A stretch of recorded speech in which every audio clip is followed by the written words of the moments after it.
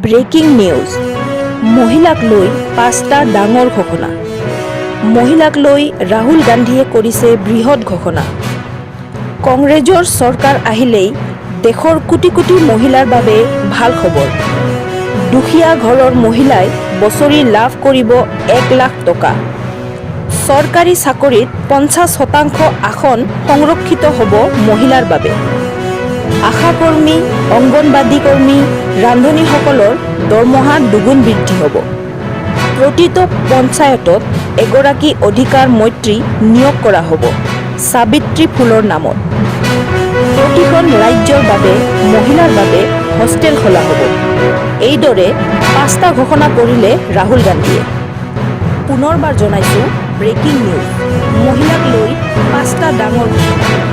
মহিলাক লৈ ৰাহুল গান্ধীয়ে কৰিলে বৃহৎ ঘোষণা। কংগ্ৰেছৰ চৰকাৰ আহিলেই দেশৰ কোটি কোটি মহিলাৰ বাবে ভাল খবৰ। দুখীয়া ঘৰৰ মহিলাই বছৰি লাভ কৰিব ১ লাখ টকা। চৰকাৰী চাকৰিত ৫০% আসন সংৰক্ষিত হ'ব মহিলাৰ বাবে।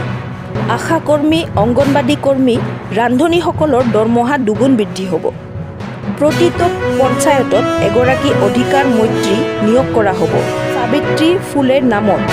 প্ৰতিখন ৰাজ্যৰ বাবে মহিলাৰ বাবে হোষ্টেল খোলা হ'ব।